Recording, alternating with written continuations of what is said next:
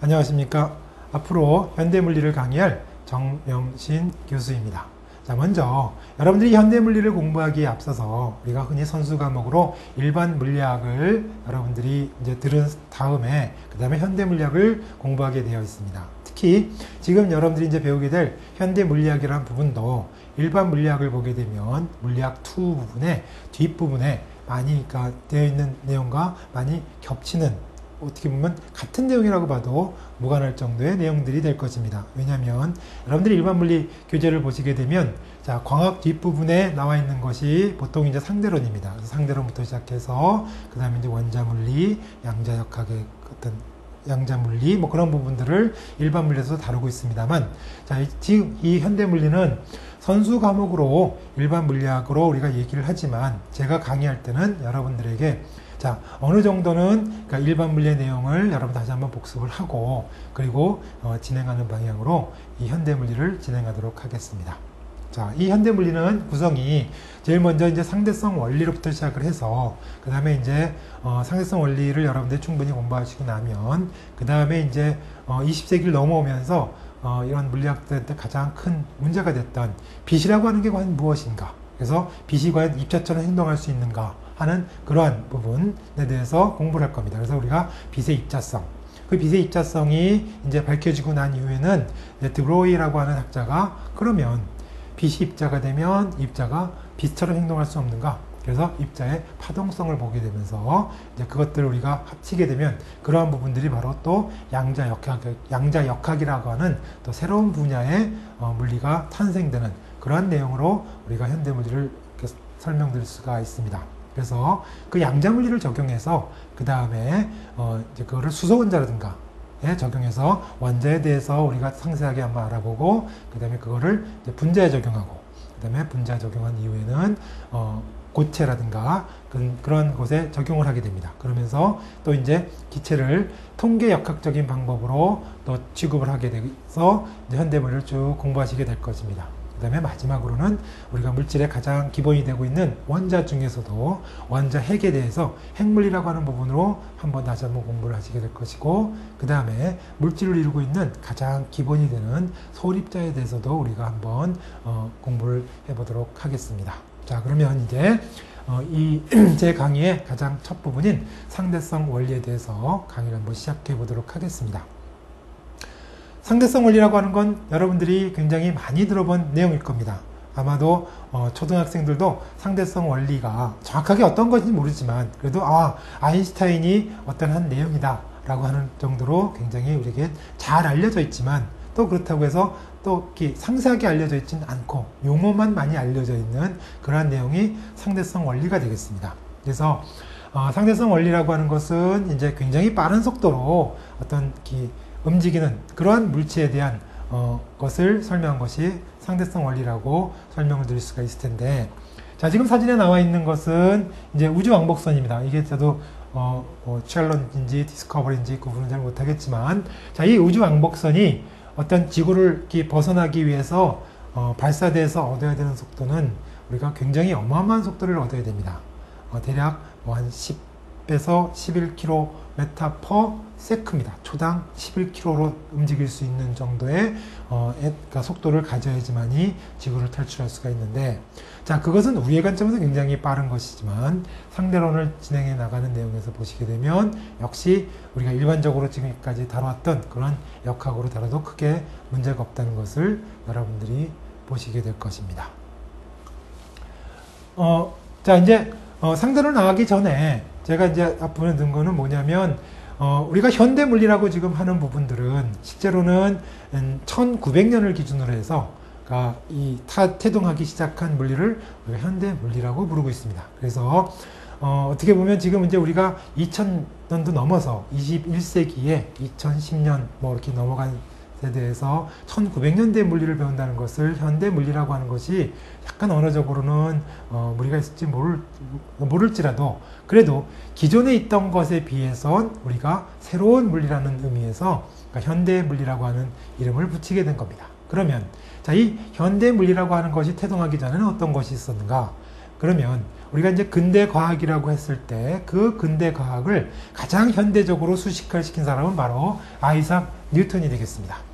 아이작 뉴턴은 기존에 그러니까 이제 내려오는 많은 법칙들을 이제 자기의 직관력으로 뉴턴의 운동 법칙과 그 다음에 중력의 법칙이라고 하는 것을 자, 필로소피 오브 프린키피아 자연 철학의 고찰이라고 하는 책을 통해서 이제 정리를 했습니다. 그래서 자, 이제 기본의 역학 원리를 설명했는데 그것이 뉴턴의 운동 법칙이라고 하는 것은 여러분들 한번 복습을 해보시면 자, 제1법칙은 우리가 관성의 법칙이라고 그러죠. 자, 그래서 관성의 법칙이라고 하는 건 무엇이냐? 어떤 물체에 힘이 작용하지 않으면 하는 말이 들어갑니다. 그러면 힘이 작용하지 않으면 또는 합력이 0이면 그러니까 이 모든 힘의 합력이 0이면 자, 이걸 우리가 그러니까 알자 힘이라고 하는 용어도 사용을 하는데 일반 물리에서는 이것이 0이면 이 물체는 자기 상태를 그대로 유지하는 것을 우리가 관성이라고 부르죠. 즉 직선 운동을 하고 있는 물체는 계속 그러니까 등속 직선 운동을 해야 되고 정지하고 있는 물체는 계속 정지하고 있는 자, 그것을 우리가 관성의 법칙이라고 불렀습니다. 그래서 됐고 자, 그 다음에 이제 제2법칙이 바로 아마 가장 많이 알려진 운동의 법칙이라고 부르는 거죠. 자, 운동의 법칙이라고 하는 것은 자, 다시 한번 어떤 물체에 힘이 작용하게 되면 우리가 모든 힘의 합력은 그 물체의 운동을 야기시키게 되고 그 운동이라고 하는 것이 F equal m이란 자, 원래대로 뒤에서 우리가 사용될 그런 정의를 한번 본다 그러면 자, 원래 정의는 운동량이란 것을 정의해서 힘이라고 하는 거 우리가 벡터니까 그것의 시간 변화율을 우리가 실은 힘이라고 정의하지만 일반 물리 수준에서는 이거보다는 그대로 그냥 ma라고 하는 표현식을 쓰게 됩니다. 그래서 질량에다가 가속도를 곱하니까 힘을 받게 되면 그 물체는 가속 운동을 하게 되어 있습니다. 그래서 가속이라고 하는 건 속도가 빨라지는 운동이 될 수 있고 또 속도를 멈추게 점점 줄이는 그런 운동도 가속 운동이 되겠습니다. 자, 그 다음에 이제 제3법칙은 우리가 작용, 반작용의 법칙이라고 해서 항상 모든 힘은 닫혀진 개에서 모든 힘이라고 하는 것은 죽은 것이 있으면 받아야 되는 자, 그러한 세 가지 힘으로써 돼 있고 자, 그 다음에 이제 뉴턴이 한 것은 이제 우리가 gravitational force 옛날에는 우리가 이것을 만유인력이라고 불렀었는데 만유인력이라는 것은 항상 끌어당기는 보편적으로 끌어당기는 힘을 갖는다 하는 의미에서 이제 만유인력이라고 불렀지만 현재는 우리가 그냥 중력이라고 부릅니다. 즉 질량을 가진 물체가 가지는 힘이다. 그래서 이제 어떤 그러니까 중력 상수에다가 그 다음에 두 질점 사이의 거리의 제곱에 두 질점의 곱이 되겠습니다. 그 다음에 이 중력 상수라고 하는 것은 6.63 곱하기 10의 마이너스 12제곱. 그 다음에 이제 단위라고 하는 것은 여러분 일반 물리에서 했습니다만 자, 우리가 어떤 수식을 만들었을 때 그 수식에서 상수가 갖는 가장 큰 의미는 6.67이네요. 예, 6.67 곱하기 10의 마이너스 11제곱. 이거. 자, 그 다음에, 상수가 갖는 의미는 양변의 단위를 일치시켜주는 역할도 하게 됩니다. 그래서 이의 단위는 먼저 뉴턴을 해서, 힘의 단위 우리가 뉴턴을 사용하니까. 그 다음에 여기에 있는 킬로그램 제곱과 메타 제곱이 없어져야 되기 때문에 메타 제곱 퍼 킬로그램의 제곱. 자, 이러한 단위를 가지면서 굉장히 적은 양이 되겠습니다. 그래서, 자, 이런 뉴턴의 운동 법칙은 어떤 역할을 했냐면, 자, 기존에 우리가 뉴턴 이전에 케플러라고 하는 과학자가 이제 코페르니쿠스가 주장했던 지동설에 대해서 완전히 결정적인 어떤 이 관측 사실로부터 케플러 법칙이라고 하는 것을 발표하게 됩니다. 그 케플러의 법칙은 케플러의 법칙을 발표할 당시는 이유는 몰랐습니다. 단지 그러니까 케플러 자신은 굉장히 수학적으로 뛰어난 능력을 가지고 있었고 그 다음에 케플러의 스승인 티코 브라헤라고 하는 스승이 거의 평생을 거쳐서 관측했던 그 데이터를 가지고 자기가 수학적인 역량으로 계산한 결과 어떤 이유에서인지 모르지만 어떤 케플러의 제3법칙이라는 걸 발표하게 되죠. 그래서 이제 케플러의 제3법칙이라고 하는 것은 어떤 것이 있었냐면 자, 케플러의 제1법칙은 우리가 타원궤도의 법칙이라고 그러죠.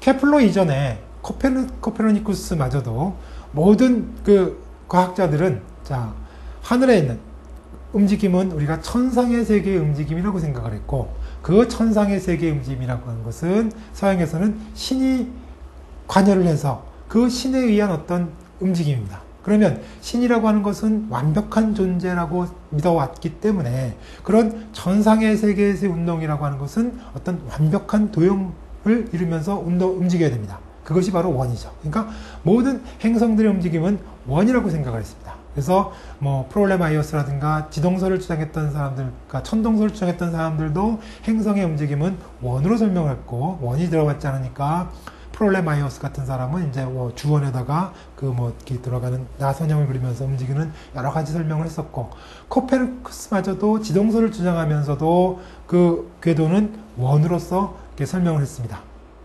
자, 케플러 또한 처음에 시작은 원으로 시작을 했지만 자기 스승의 관측 결과는 그러니까 너무나 정밀했고 원으로 아무리 해봐도 맞지 않기 때문에 과감하게 자, 이것은 타원궤도에 된다. 그래서 태양이 타원궤도에, 그러니까 타원궤도에 하나의 초점에 넣어 있고 모든 행성들은 타원궤도를 그리면서 이제 우리가 운행을 한다는 것이 바로 되겠죠. 그러니까 여기에 태양이 있고 선이 있고 그 다음에 플래닛이 행성이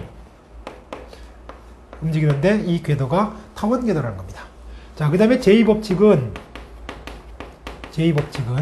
우리가 면적 일정의 법칙이라 그래서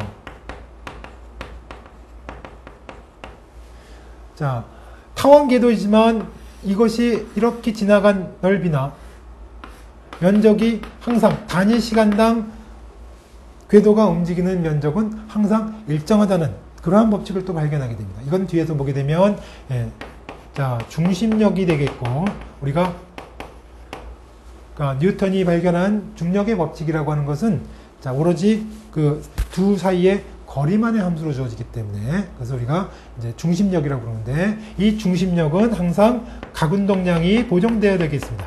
그래서 각운동량이 보존되는데 바로 이 면적 일정의 법칙이라고 하는 것은 두 사이에 작용하는 것은 중력밖에 없고 중력은 중심력이기 때문에 각운동량이 보존되는 자, 그러한 것을 의미하게 됩니다. 왜냐하면 이 행성의 운동에 외부력이 하나도 존재하지 않는 토크가 작용하는 게 하나도 없기 때문에 각운동량이 보존이 되는 것도 역시 뉴턴의 운동법칙으로 설명이 됩니다. 그 다음에 제3법칙이라고 하는 것이 이제 주기의 법칙이죠. 즉 그러니까 주기하고 그 다음에 A3제곱은 비례한다. 이것이 이제 주기의 법칙입니다. 근데 자, 타원궤도 또한 뉴턴의 중력 법칙을 여기다가 적용을 하게 되면 타원궤도를 그리는 것을 이제 당시 수학자들이 증명을 하게 됩니다. 그래서 자, 이러한 뉴턴의 운동 법칙이 1687년 즉 17세기 후반부인데 자, 이것은 역사적으로 봤을 때도 굉장히 그때 당시에 과학계에서는 굉장히 커다란 문화적인 충격을 주는 겁니다. 그 이유는 아까도 얘기했듯이 자, 그러니까 우리가 인류가 살아가면서 특히 이제 서양에서는 종교가 굉장히 어떤 생활을 지배하던 그런 시절이고 그 다음에 어떤 그러니까 지상의 세계의 법칙과 그 다음에 천상의 세계의 법칙은 서로 다르다고 믿고 있었습니다. 그것이 그러니까 지상의 세계는 변화무쌍하고 우리 어떤 삶을 그대로 반영하는 것이지만 자, 천상의 세계는 하늘을 보게 되면 별들은 항상 정확한 시간에 떠서 정확한 시간에 사라지고 있고 항상 일정한 원을 그리면서 운동을 하고 있기 때문에 그것은 항상 저기는 신이 존재하고 신의 지배를 받는 신의 어떤 법칙에 의해서 저렇게 조화로운 운동을 하고 있고 지상은 자, 우리가 굉장히 혼란스러운 어떤 법칙이 지배한다고 생각을 했지만 뉴턴이 발견한 그 운동 법칙과 그 다음에 중력의 법칙으로서 모든 것이 즉 케플러가 발견한 이 천상의 운동마저도 지구상에서 사과가 떨어질 때 지구의 중력에 의해서 끌어당겨 떨어진다는 그 원리가 그대로 이런 별들의 운항마저도 증명할 수 있다는 것으로서 이제 천상과 지상의 구분이 없어지는 그러한 역할도 하게 됩니다. 자, 그래서 이제 이러한 뉴턴의 그 운동 법칙으로 해서 모든 물체의 움직임을 우리가 이제 기술할 수 있게 됩니다. 물론 이제 여기서 광학이라는 부분도 탄생하지만 그건 이제 좀 이따 제가 다시 설명을 드릴 거고요. 자, 그리고 나서 이것이 이제 한 200년 정도 지난 다음에 계속적으로 이제 사람들한테는 이제 전기와 자기에 대한 것도 뉴턴의 운동 법칙이 완성됐기 이전부터도 어떤 전기 현상과 자기 현상에 대해서는 따로따로 이해를 하고 있었습니다. 그것이 이제 1860년대 들어와서 막스웰이라고 하는 사람이 이제 이것은 전기와 자기에 대한 것은 전부 다 하나의 근원이라고 하는 막스웰 방정식이라는 것을 발표하게 됩니다. 자, 역시 막스웰 방정식 또한 여러분들이 일반 물리에서 다 배웠던 내용일 텐데 다시 한번 우리가 검토를 해보면 자, 막스웰 방정식은 크게 4개로 구성되어 있습니다. 그것이 뭐냐면 전기에 대한 가우스 법칙과 그 다음에 좀 대칭을 두기 위해서 여기다 자기에 대한 걸 적겠습니다. 자기에 대한 가우스 법칙.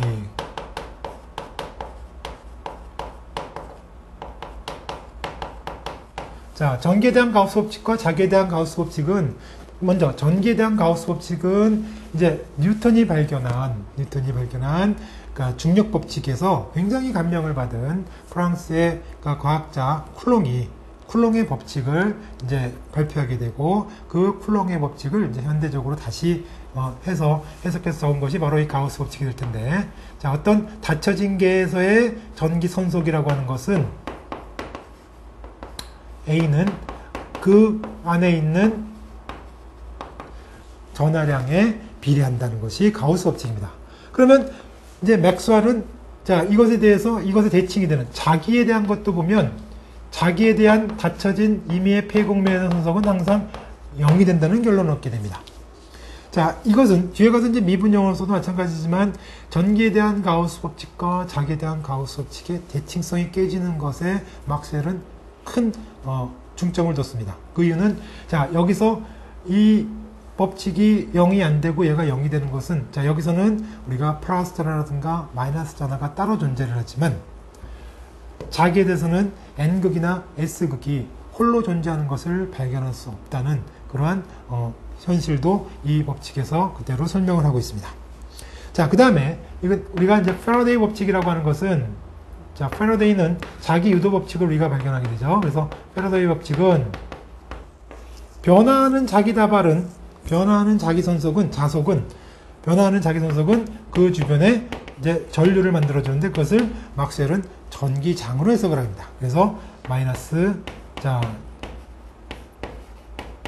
phi b라고 하는 것은 우리가 자기 선속 또는 자속, 자기 다발 여러 가지 표현을 씁니다만 phi b라고 하는 것은 자기장에다가 그 다음에 어떤 면적을 곱해준 것이 자기선속이 됩니다. 그래서 이 자기선속 또는 자속이 시간에 따라 변하게 되면 그 주변에 전류를 만들어주는데 그 전류를 이제 닫혀진 폐곡면에 전기장으로 해석을 하는 겁니다.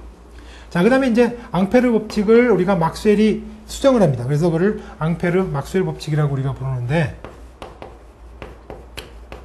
앙페르 막스웰 법칙이라고 하는 건 자, 처음에 앙페르가 발견한 것은 뭐냐면 전류가 흐르는 주변에, 그러니까 도선 주변에 자기장이 생기는 것을 수식화시켰습니다. 물론 발견한 건 이제 어르스테드라고 하는 과학자지만, 자, 그것을 이제 막스웰이 수식화시킨 거에 막스웰은 이 두 개가 대칭이지 않은 것에 착안을 합니다.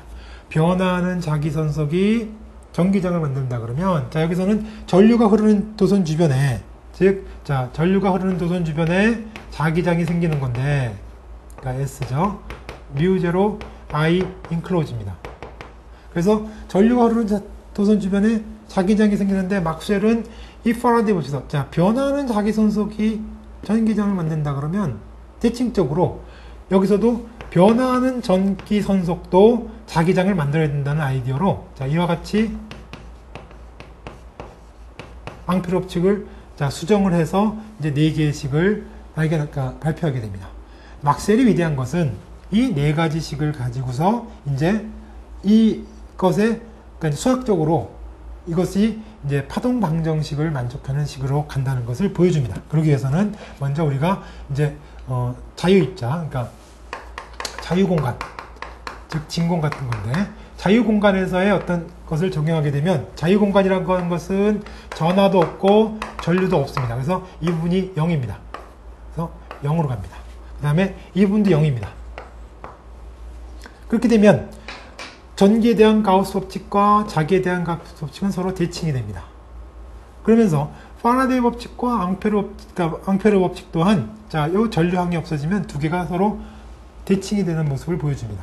자, 그래서 이제 일반 물리에서는 이 수준에서 굉장히 이제 복잡한 과정을 거쳐서 이것의 미분 형태를 만들었는데, 자, 저는 이제 그냥 미분 형태는 유도하는 과정을 생략하고 여기서 이제 파동 방정식에 대한 부분만 설명을 하고 싶기 때문에 보겠습니다. 그래서 파라데이 법칙의 미분 형태는 어떻게 쓸 수가 있냐면 편미분을 써서 전기장의 x에 대한 편미분은 마이너스 자기장의 시간에 대한 편미분이 되고, 자, 그 다음에 앙페르 법칙은 자, 자기장의 공간에 대한 편미분은 마이너스 뮤 제로 엡실론 제로의 자, 전기장에 대한 시간의 편미분이 됩니다. 자, 이거를 이제 두 번 편미분 해주게 되면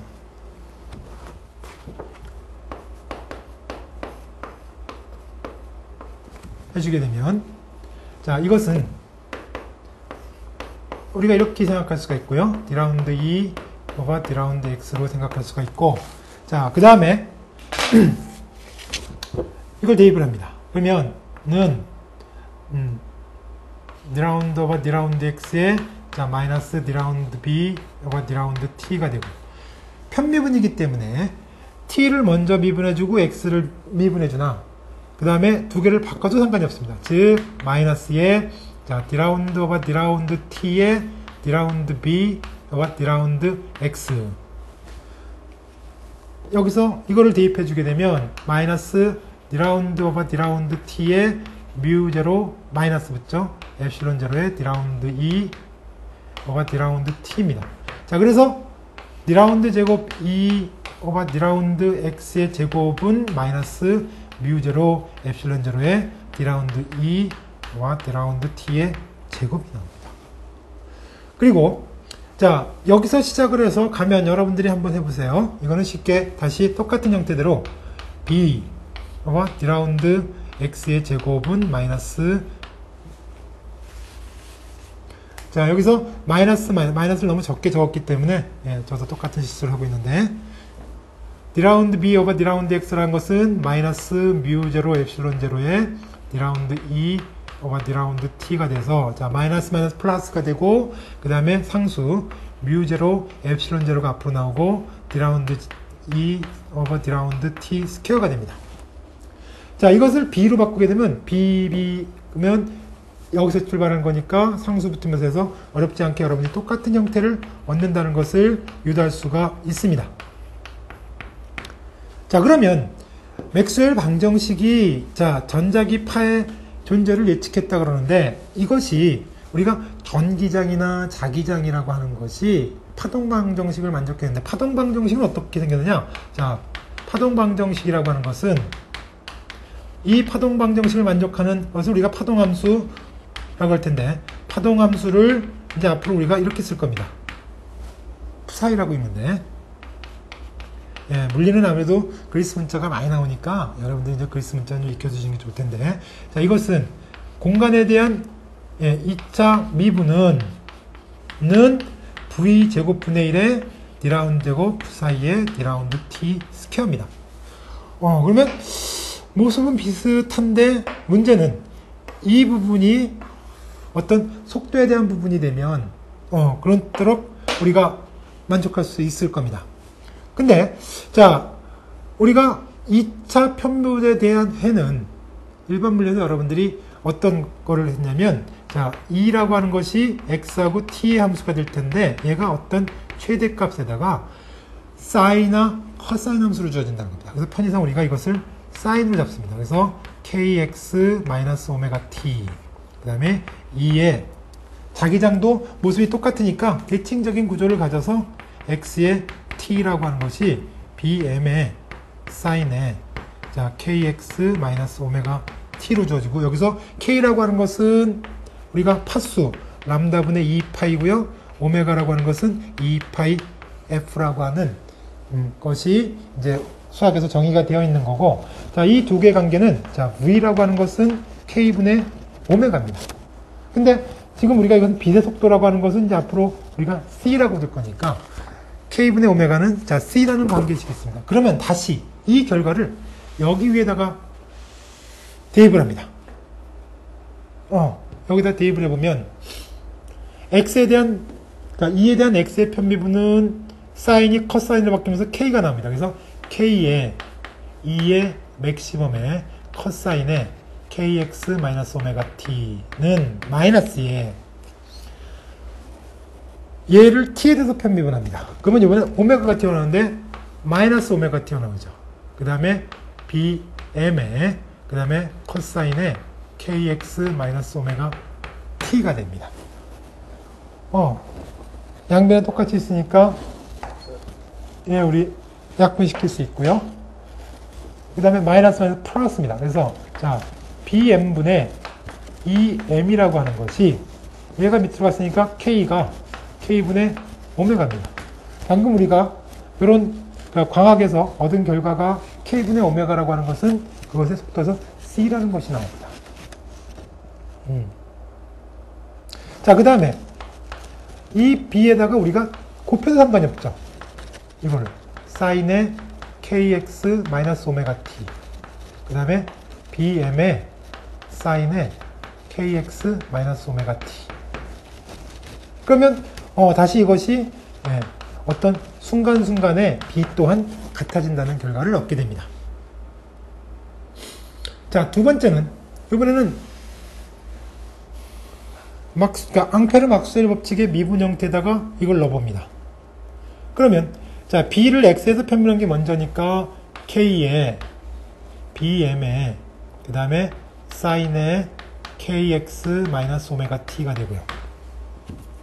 그 다음에 는 마이너스 뮤 제로 엡실론 제로에 그 다음에 2를 t에서 편미했으니까 마이너스 오메가 역시 튀어나옵니다. 그 다음에 2니까 2m에 그 다음에 사인이 아니라 코사인이죠. 미분했으니까. 그래서 코사인, 그래서 코사인 kx 마이너스 오메가 t 이렇게 됩니다. 자, 그러면 역시 똑같은 관계식으로 bm분의 2m을 얻을 수가 있는데, bm은 이쪽으로 가고, 그럼 얘네들이 분모로 가는 거죠.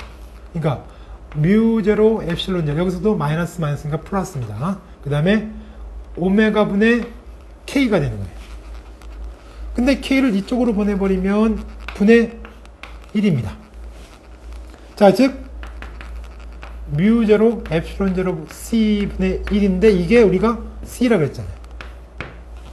그러면 얻을 수 있는 결론이 뭐냐면, 자, c 제곱 뮤 제로 엡실론 제로분의 1이 c 제곱분의 1. 그래서 우리가 이런 막스웰 방정식을 통해서 얻은 이 두 개의 관계식이 바로 파동 방정식이 됩니다.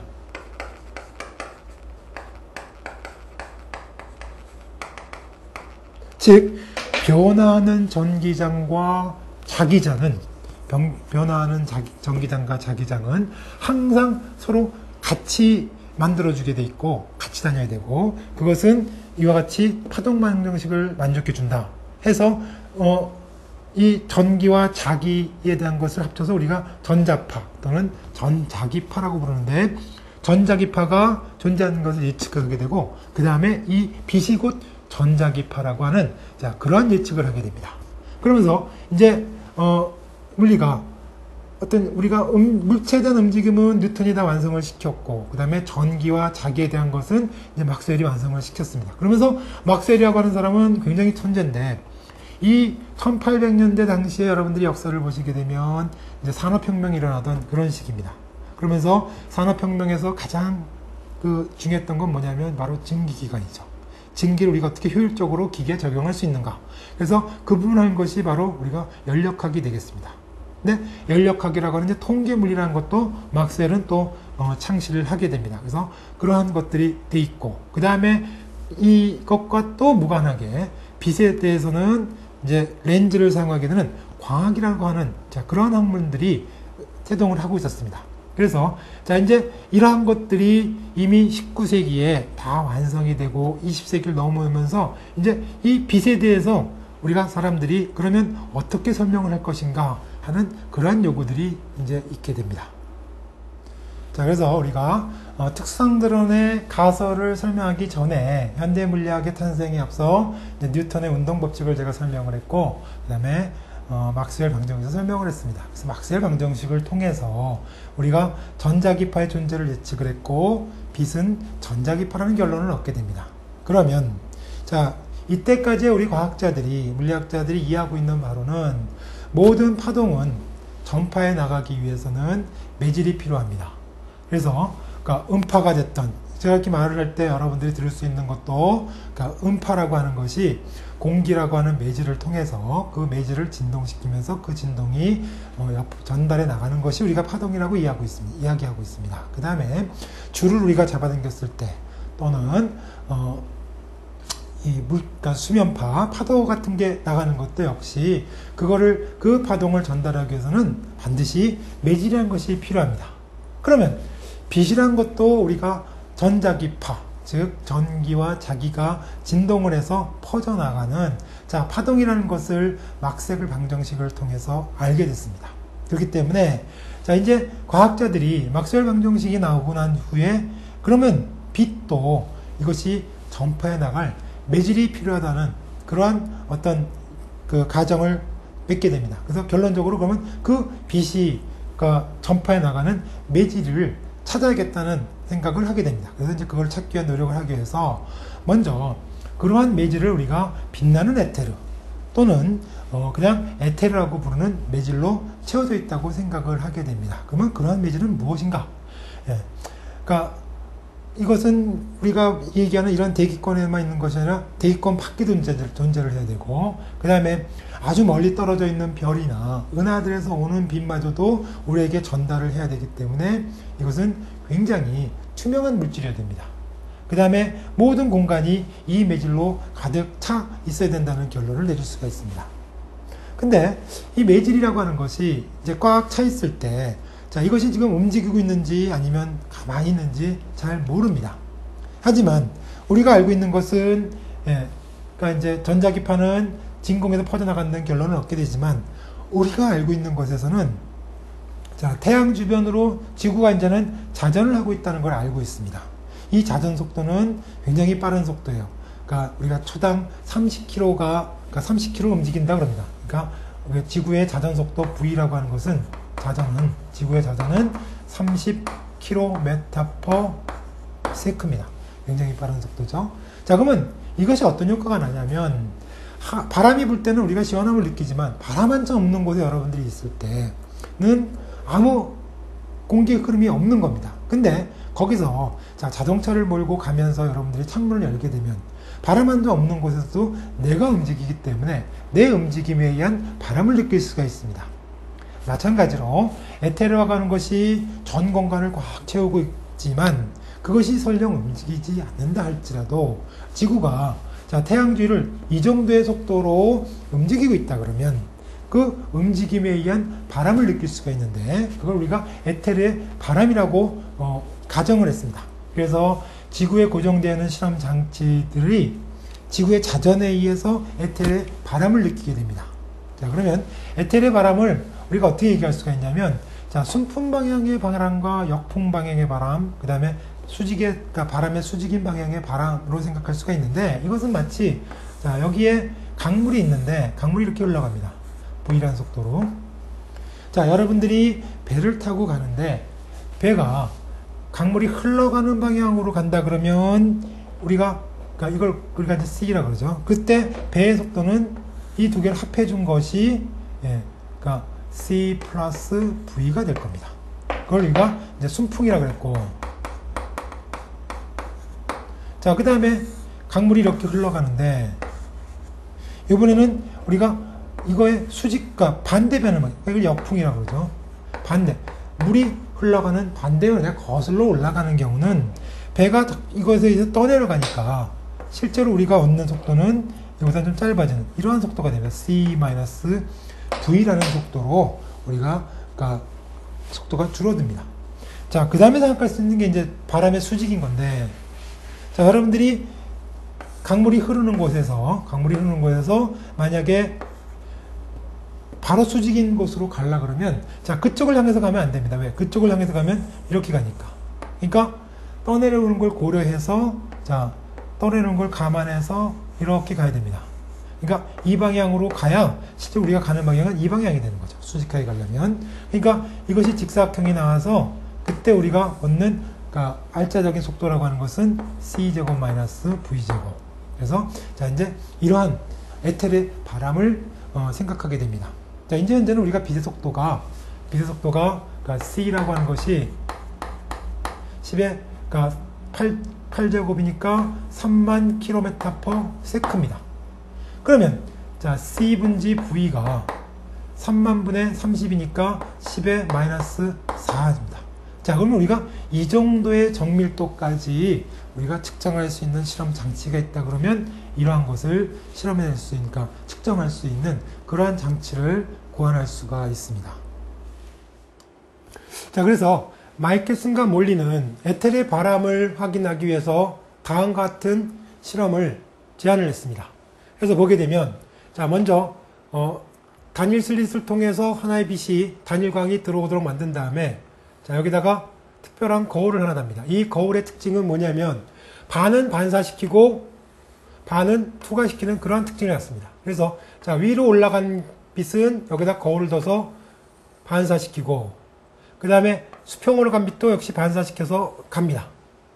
자, 그러면 이 거울은 반은 반사시키고 반은 또 투과시킨다. 반사시키고 반은 투과시킨다. 이쪽으로 가고 그 다음에 반은 투과시킵니다. 그 다음에 이 빛도 역시 반은 투과시키고 반은 반사시켜서, 자, 이 두 빛을 이제 관측자가 관측하는 것이 목적입니다. 자, 그러면 여기 사이의 거리를 우리가 L로 했을 때 편의상 여기도 같이 L이 되도록 만들어줍니다. 그리고 자, 수직으로 가는 걸 우리가 8, 1이라고 그러고 수평으로 가는 걸 8, 2라고 잡겠습니다. 자, 우리가 지구가 자, 이렇게 자정을 하고 있을 때 에텔의 바람이 이쪽으로 분다고 가정을 합니다. 자, 실제로는 에텔의 바람이 어느 방향인지는 시각각 다르겠죠. 왜냐하면 자, 지금 지구가 태양 주위를 이렇게 자전하고 있다고 공전하고 있을 때는 에텔의 바람이 이렇게 되겠지만 또 자전도 하고 있습니다.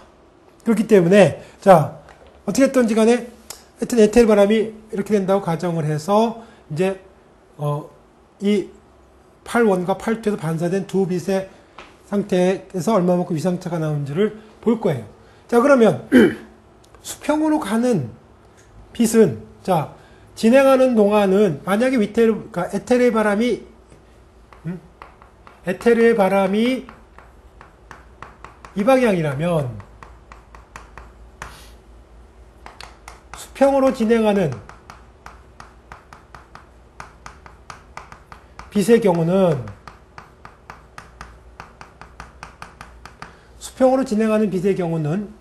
자, 먼저 투과돼서 가는 동안은 역풍입니다. 그럼 역풍이면 우리가 어떻게 했었죠? C-V분의 L이었어요. 그 다음에 플러스. 자, 반사가 해서 되돌아갈 때는 순풍이죠. 순풍의 경우는 C 플러스 V분의 L이었습니다. 이것을 우리가 8원이니까 T, 8,2니까 T2라고 그러자고요. 자, 그러면 이거를 통분을 하게 되면 C제곱 마이너스 V제곱분의 그 다음에 L에 그 다음에 곱하는 거죠. 그러니까 C 플러스 V 플러스 C 마이너스 V. 그래서 V는 서로 없어지고 C만 남습니다. 그 C를 여기서 C제곱을 앞으로 뽑자고요. 그러면 자, C제곱분의 이 L이 될 거고, 그러면 C를 묶었으니까 1 마이너스 C제곱분의 V제곱인데 이게 분의 1인데 마이너스 1로 두자고요. 자, 그리고 나서 얘를 우리가 보면 지구의 자전속도, 그러니까 V라고 하는 것은 지구의 자전속도인데 얘는 30km/s죠. 즉 3 곱하기 10의 4제곱 m/s입니다. 반면에 우리가 광속 C라고 하는 건 대략 3 곱하기 10의 8제곱 m/s죠. 그러면 C분의 V라고 하는 건 10의 마이너스 4로서 1보다 굉장히 작습니다. 자, 그러면 굉장히 작은 숫자에서 우리가 이항전개라는 것을 여러분들이 아마 수학에서 했으리라고 믿는데, 이항전개 한번 우리 복습해 볼까요? 자, 먼저 여러분들이 1 플러스 x의 n제곱, 뭐 제곱하는 건 고등학생이 아니니까, 자, n제곱 그러면 먼저 어떻게 됐었죠? 시그마의 r이 0부터 n까지의, 그죠? 그 다음에 n, c, r의 x의 r제곱이었죠. 자, 이것은 1, r이 0일 때는 1이죠. 그 다음에 n, x, 그 다음에 nc2니까 2분의 n, n-1의 x의 제곱 이렇게 갈 겁니다. 자, 우리가 좀 고급스러운 기호를 쓰면요, 이거 말고 어떻게 어떤 기호를 쓸 수가 있냐면 n의 n, r의 x의 r제곱 이렇게 쓸 수가 있습니다. 예, 정수인 경우는 같아요. 그러니까 얘가 정수인 경우는 n, c, r이 되고요. 자, 우리가 이런 기호를 썼을 때의 특징 중에 하나는 뭐냐면 확장성입니다. 즉, 우리가 이항전개 쓸 때는 반드시 정수여만 됐었죠. 그것이 이 기호를 사용하게 되면 이제는 얘가 정수가 아니어도 쓸 수가 있습니다. 즉, x의 p는 그러면 똑같아져요. r은 0부터 대신에 여기가 무한대가 되죠. 정수인 경우는 뒤에 가서 보시겠지만, 그 다음에 PR에 그 다음에 X의 R제곱입니다. 자, 그래서 전개한 건 똑같아요. X 더하기 PX죠. P X 더하기 2분의 P-1의 X의 제곱 3팩토리얼의 P-1, P-2, X의 세제곱 뭐 이렇게 되는 겁니다. 자, 우리가 이거를 전개하고 싶은 거니까요. X가 만약에 1보다 굉장히 작다 그러면 여기서 이걸 다 무시합니다. 그래서 우리가 1 플러스 X의 P제곱은 1 플러스 X의 P제곱은 X가 1보다 굉장히 작은 경우에는 1 플러스 PX로 근사할 수가 있어요. 자, 그러면 1 플러스 X의 마이너스 1제곱은 1 마이너스의 X가 된다는 얘기죠. 자, 그러면 이거 여기다가 넣어요. 그러면 C제곱분의 2L에 자, 1 마이너스는 여기 마이너스 있으니까 플러스가 됩니다. 그래서 C제곱분의 V제곱으로 근사시킬 수가 있습니다. 자, 그 다음에는 수직으로 가는 빛은요. 자, 수직으로 진행하는 빛은 수평으로 진행하는 빛을 이렇게 봤고, 수직으로 진행하는 빛은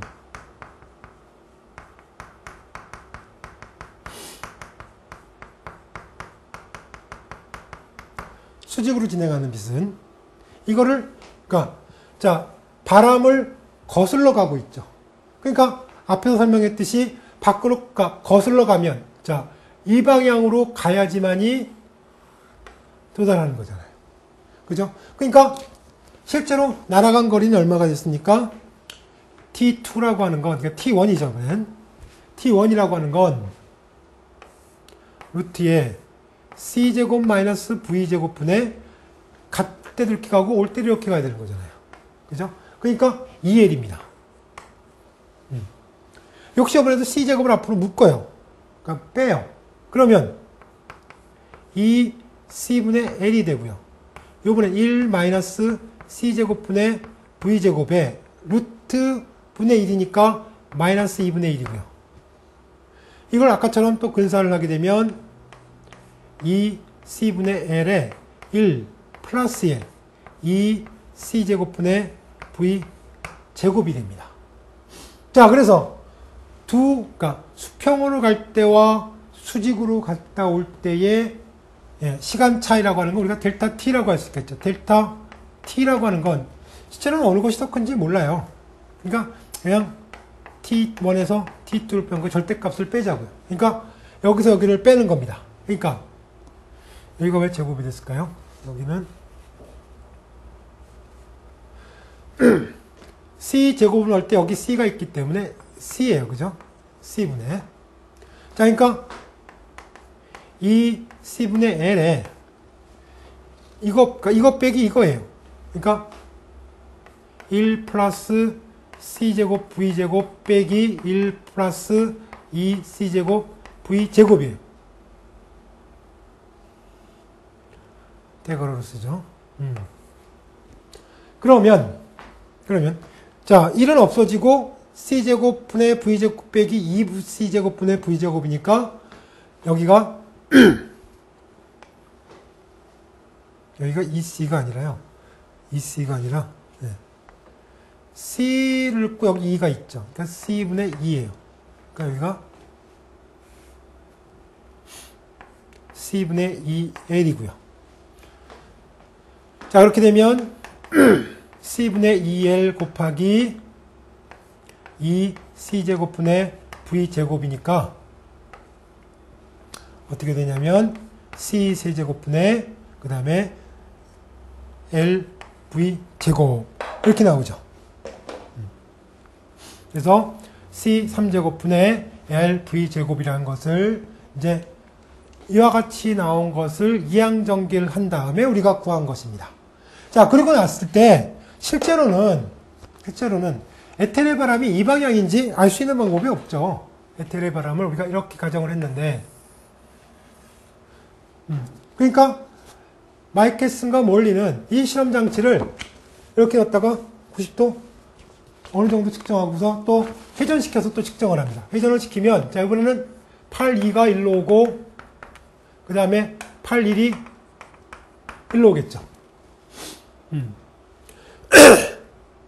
그러면 빛은 이쪽에서 가는 거고 관측은 이쪽에서 합니다. 근데 어떤 효과가 있냐면 90도 회전을 시켜버리면 자, 이번에는 8,1이 수평으로 진행하는 빛, 여기가 T1이 되는 거고 여기가 T2가 되는 겁니다. 그러니까 이것만큼의 차이가 또 생기는 거예요. 그죠? 자, 그렇게 되면 이제 그런 실험을 계속 반복을 하는 거죠. 반복을 하게 되면 이 시간차라고 하는 건 이것의 2배만큼이 날 거예요. 그러면 경로차라고 하는 것은 그러니까 여기서 잰 것하고 90도 회전시켜서 잰 것의 경로차라고 하는 것은 이렇게 되겠죠. 그래서 경로차라고 하는 건 이제 델타 T가 되겠죠. 자, 얘는 이 델타 T의 차이가 한 번 더 나는 거니까 시간차는 2배의 델타 T입니다. 그 다음에 움직이기를 광속으로 움직이는 거니까 여기다가 C를 곱해주는 거예요. 자, 그러면 는 C에다가 자, 우리가 델타 T는 이렇게 나왔어요. 그러니까 C 3제곱분의 2배의 LV 제곱이란 말이에요. 그러니까 여기 C 하나 없어져서 여기는 제곱이 되겠죠. 그래서 C 제곱분의 2LV 제곱이 됩니다. 자, 이 경로차라고 하는 건 자, 그래서 이 경로차라고 하는 건 뭘 의미하냐면 자, 경로차라고 하는 건 우리가 위상의 일부분만큼 차이, 그걸 우리가 shift라고 부르자고요. 이동입니다.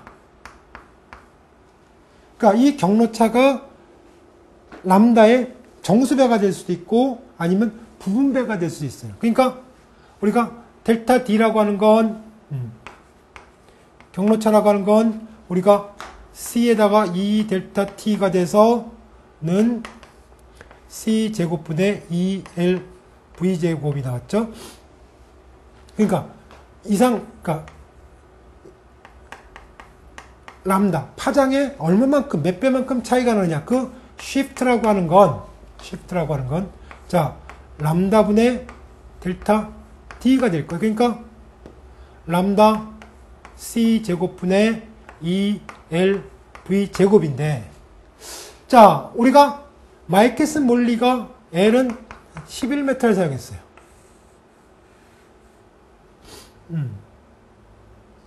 그 다음에 광속 알고 있고 컴퓨터 다 알고 있죠. 그러면 여기다가 넣습니다. 3 곱하기 10의 8제곱의 제곱 2 11m 3 곱하기 10의 4제곱 그러면 자 여러분들 대략 계산했습니다. 9분의 6이죠. 66이에요. 그러니까 대략 3분의 2죠. 그러니까 0.4 정도가 나올 거고요. 그래서 0. 그 다음에 지수를 보게 되면 16제곱이에요. 여기도 제곱이죠. 그러니까 자 그러면 이거 없어져요. 그러면 22죠. 16제곱이고 계산기 안 써도 되죠. 자 이거 계산하면 16제곱이고요. 이거 계산하면 8제곱입니다. 그러니까 22 곱하기 9 곱하기 10의 8제곱 곱하기 9 곱하기 10의 16제곱이에요. 그러면 하나 없애고요. 마이너스 8제곱인데 22니까 2.2 곱하기 10의 마이너스 7제곱입니다. 단위는 당연히 메타겠죠. 자, 그 다음에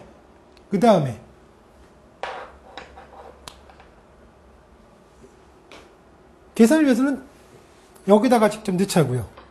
그러면 우리가 람다를 대략 파란색 계열 500 나노메타를 사용했다면 얘는 5 곱하기 10의 마이너스 7제곱이에요. 8제곱이죠. 9제곱이니까 9.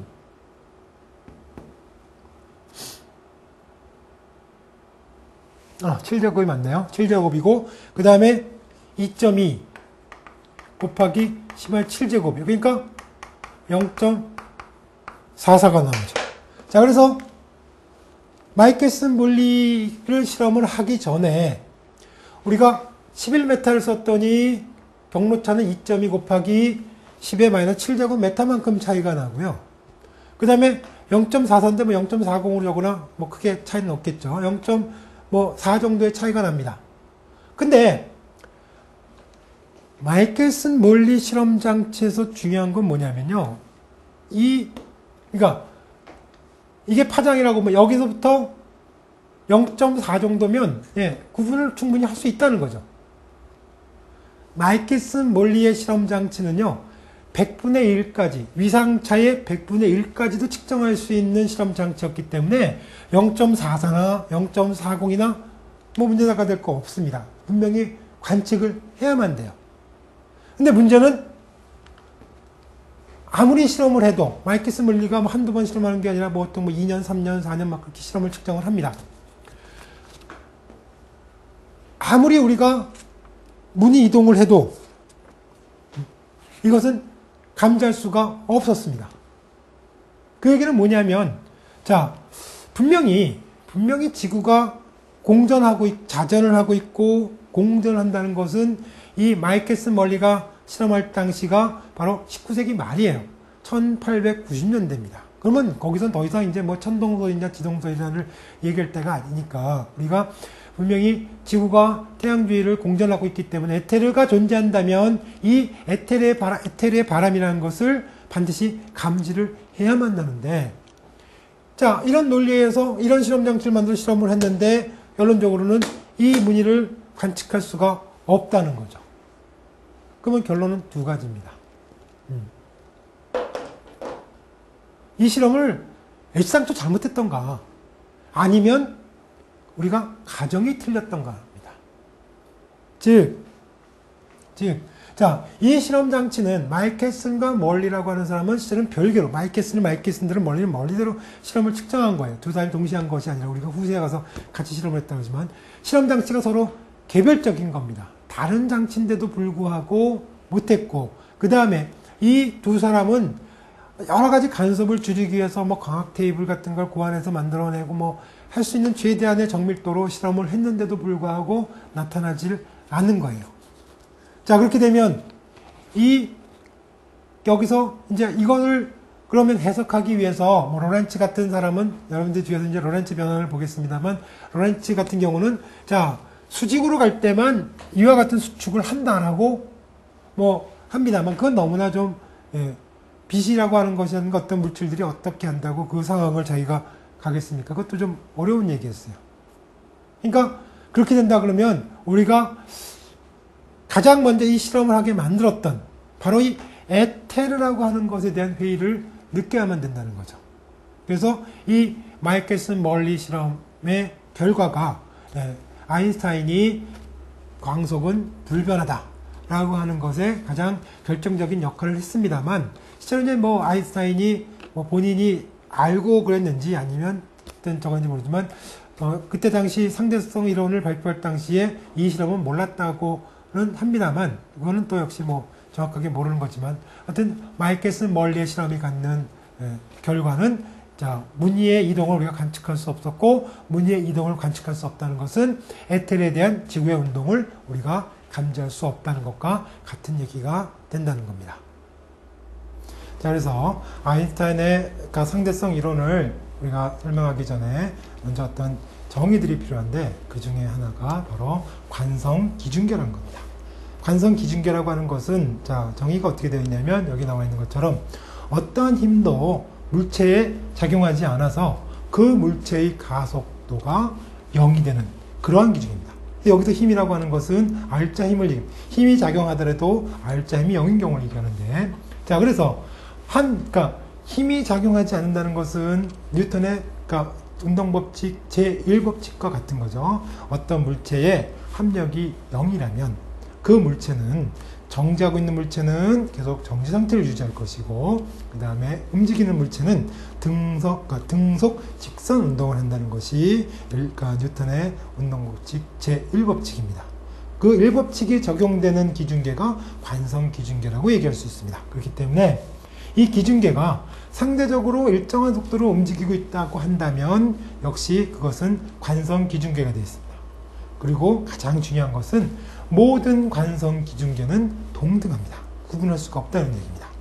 그거에 비해서 그러면 가속도가 0이 아닌 기준계 또는 어떤 힘이 작용하는 기준계를 우리가 비관성 기준계라고 부릅니다.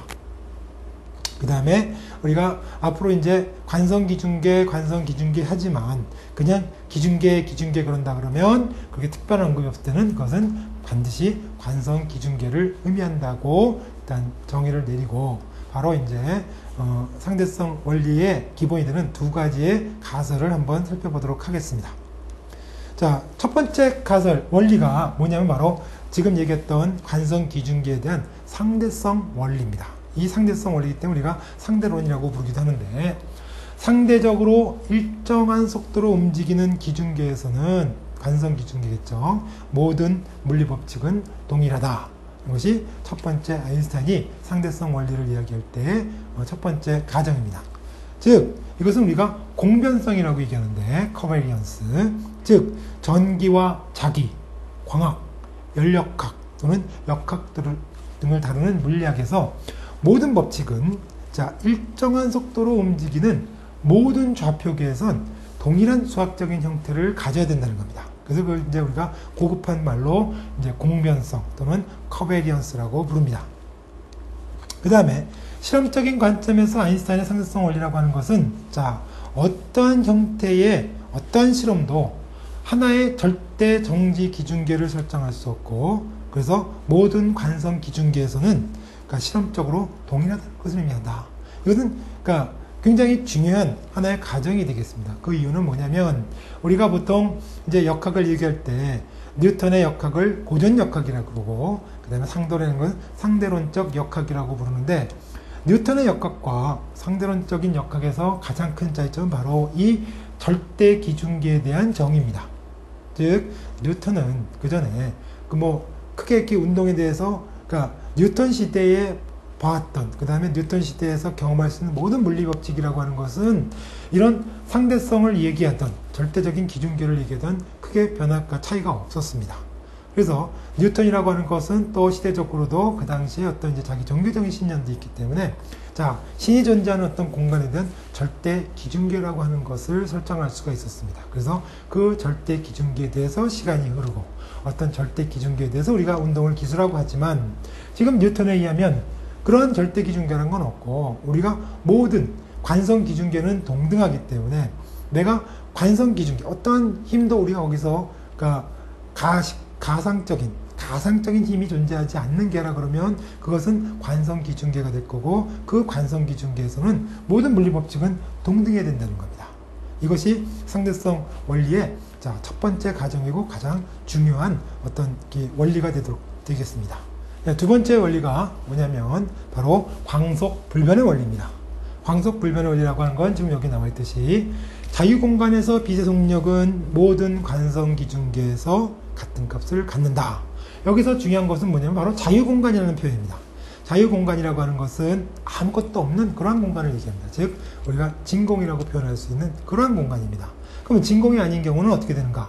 진공이 아닌 경우는 어떠한 물질을 이 빛이 통과함에 따라서 그 빛의 속도는 변하게 됩니다. 그 변하게 되는 정도를 우리가 굴절류로 표시하고 있는데 굴절류라고 하는 것은 항상 1보다 크기 때문에 우리가 어떤 그러니까 자유공간이 아니게 되면 빛속력은 느려집니다. 하지만 자유공간에서는 그 다음에 모든 관성 기준계입니다. 그 같은 값을 갖는 것이 지금은 우리가 이제 광속을 C로 표현해서 유효자리 9자까지 고정된 숫자로 이제 상수로 취급을 합니다만 유효자리 4자리까지만 봤을 때는 2.998입니다. 두 자리만 줄이면 반올림이 되면 3.00이 되는 거죠. 그러니까 4자리가 됐을 때 2.998이고 3자리를 했을 때는 3.00으로 우리가 취급하지만 자, 이와 같은 값을 가지게 됩니다. 만약에 그러니까 광속이 하나의 관성계에서만 C라고 한다면 이것에 그러니까 우리가 귀류법을 쓰고 있는 거죠. 만약 그렇다 그러면 저기의 관성계에서는 C면 저기는 C가 아니네. 그 얘기는 하지만서 그 관성계를 구분하는 것이 가능해집니다. 하지만 우리가 광속 불변 원리 처음 했던 것이 바로 상대성의 원리. 모든 기준계라는 것은 동일하다고 하는 관성 기준은 동일하다고 했는데 그 광속을 만약에 구분할 수 있다 그러면 첫 번째 가성과는 모순이 되기 때문에 반드시 그러니까 이것 또한 그러니까 상대성 원리를 우리가 주장해 나갈 때 가장 기본이 되는 그런 내용이 되겠습니다. 그래서 이것은 이제 마이켈슨 멀리 실험에서도 우리가 본 것이지만 자, 측정된 광속값은 관찰자나 광원의 운동과 관계없이 항상 C가 된다는 것이 마이켈슨 멀리 실험의 결과였습니다.